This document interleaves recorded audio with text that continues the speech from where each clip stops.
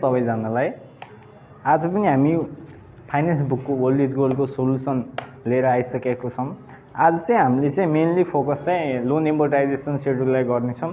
त्यही भएर चाहिँ हामीले क्वेसन नम्बर 10 मार्च 2074 मा सोधेको क्वेसन चाहिँ गर्छौँ। यसमा के भनिन्छ फर्स्टमा, the management of Vikas publication decided to buy a printing press by taking a loan of Rs 10 lakh for 3 years from Nepal bank limited. Vikas पब्लिकेसनले चाहिँ एउटा प्रिन्टिङ प्रेस किन्ने भनेछ, जसको लागि चाहिँ उसले लोन लग्ने भयो नेपाल ब्याङ्क लिमिटेडबाट 10 लाखको, जुन चाहिँ 3 वर्षको लागि।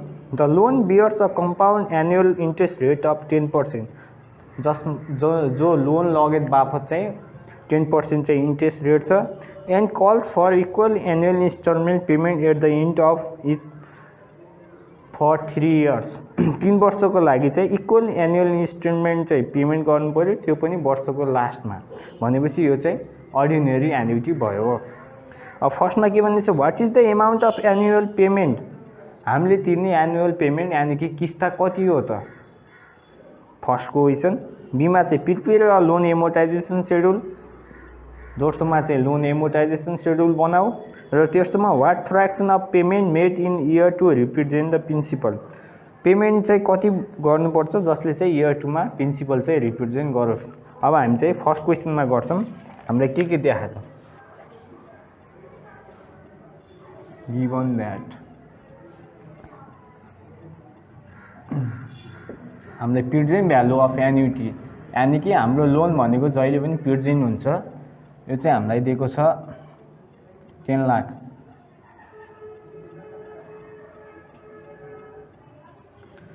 अनि हाम्रो एन चाहिँ 3 years दिएको छ। त्यसपछि इन्ट्रेस्ट रेट चाहिँ हाम्रो चाहिँ 10% दिएको छ। अब हामीले चाहिँ पीएमटी पत्ता लगाउनु पर्ने छ। PMT is equal to what, we know that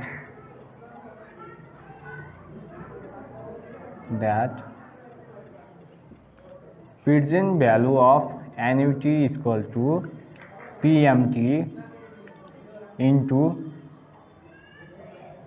1 minus 1 by 1 plus I को पावर n by I। यो चाहिँ हाम्रो फर्मुला हुन्छ। अब हामीले चाहिँ यसमा पीएमटी पत्ता लगाउनु छ, अरू सब हामीलाई गिभन दिएको छ। प्रेजेन्ट भ्यालु अफ एन्युटी चाहिँ हाम्रो कति छ, 10 लाख।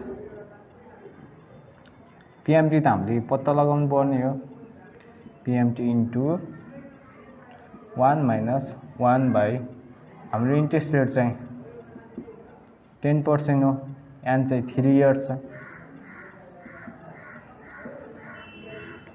और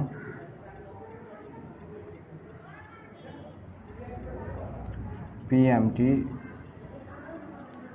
अब हामीले चाहिँ यो चाहिँ पहिला क्याल्कुलेसन गरेर निकाल्नु पर्यो। हाम्रो आउँछ 2.4869। अब यो यहाँ मल्टिप्लाईमा छ, यता आएर हाम्रो डिभाइडमा जान्छ।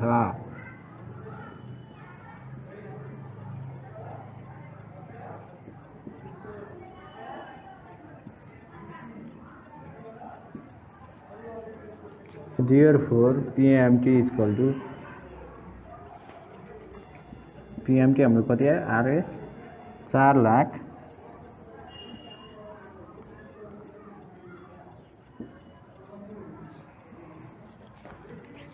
4,02,114.80 चाहिँ हाम्रो पीएमटी आयो। यो भन्नुको मतलब हामीले चाहिँ हाम्रो किस्ता चाहिँ यति हुने भयो। अब बीमा के भनेको छ, prepare a loan amortization schedule, loan amortization schedule बनाऊ भनेको छ। बीमा चाहिँ लोन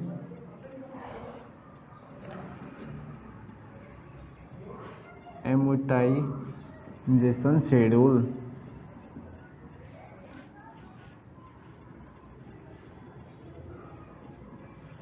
यसमा हाम्रो फर्स्टमा के हुन्छ, इयर हुन्छ, अनि त्यसपछि बिगिनिङ ब्यालेन्स,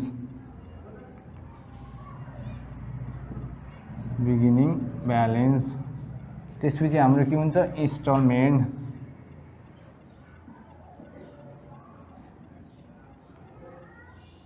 इन्स्टलमेन्ट पछि हाम्रो इन्ट्रेस्ट, त्यसपछि हाम्रो प्रिन्सिपल,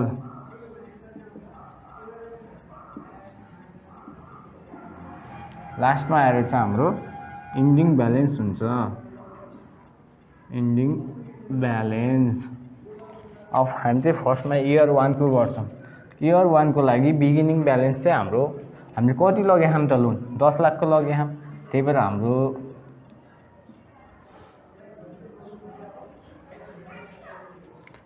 बिगिनिङ ब्यालेन्स 10 लाख हुने भयो। हाम्रो इन्स्टलमेन्ट चाहिँ हामीले निकाले हम पीएमटी 4,02,114.80, 4,02,114.80 यो चाहिँ हाम्रो इन्स्टलमेन्ट हुने भयो। हाम्रो इन्ट्रेस्ट चाहिँ बिगिनिङ ब्यालेन्सको 10% भनेपछि 10 लाखको 10% भनेपछि हाम्रो 1 लाख हुने भयो।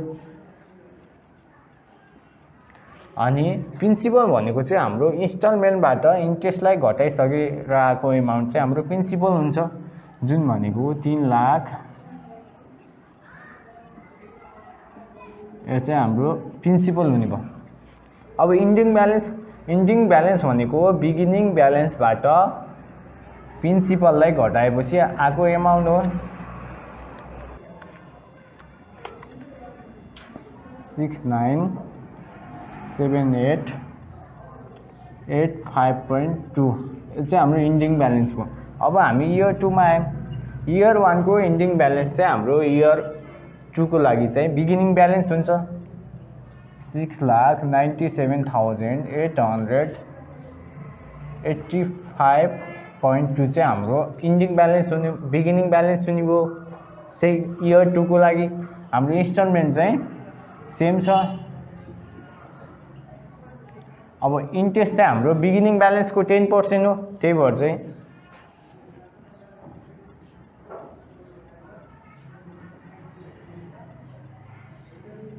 यो चाहिँ हाम्रो इन्ट्रेस्ट हुने भयो। अब प्रिन्सिपल भनेको हाम्रो इन्स्टलमेन्टबाट इन्ट्रेस्टलाई घटाएपछि आउने एमाउन्ट हो।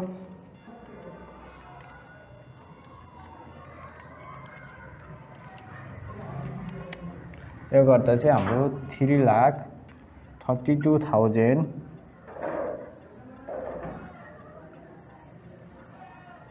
यति चाहिँ आउने भयो। अब यसपछि हाम्रो इन्डिङ ब्यालेन्स भनेको प्रिन्सिपललाई बिगिनिङ ब्यालेन्सबाट घटाएपछि आउने एमाउन्ट हो। यो गर्दा चाहिँ हाम्रो 3,65,558.92 आउँछ। यो इन्डिङ ब्यालेन्स चाहिँ इयर 3 को लागि चाहिँ हाम्रो बिगिनिङ ब्यालेन्स हुन्छ।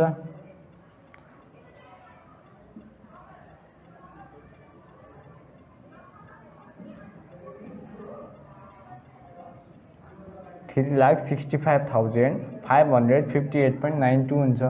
अब हाम्रो इन्स्टलमेन्ट चाहिँ सेम हुन्छ। अब यसको इन्ट्रेस्ट 10%, बिगिनिङ ब्यालेन्सको 10%।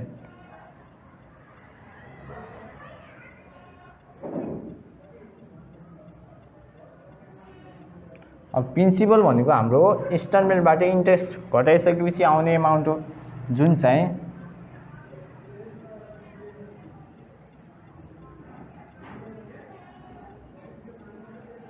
अनि इन्डिङ ब्यालेन्स चाहिँ अब 0 हुने भयो। लोन एमोर्टाइजेसन सेड्युल भयो, जुन चाहिँ क्वेसन नम्बर बीमा सोधिएको थियो। क्वेसन नम्बर बीमा छ। अब सीमा के भनिन्छ, what fraction of payment made in year 2 represent the principal.